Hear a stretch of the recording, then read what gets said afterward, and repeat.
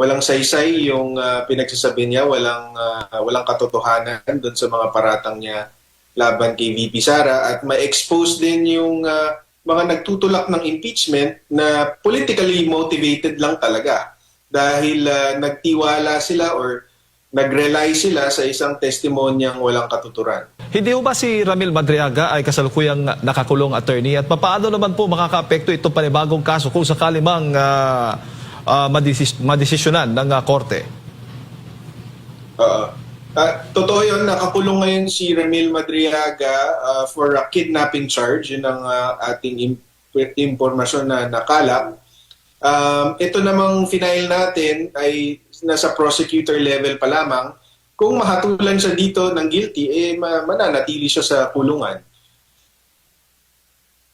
Opo, at Siyempre din, Jade, mababasag yung credibility niya.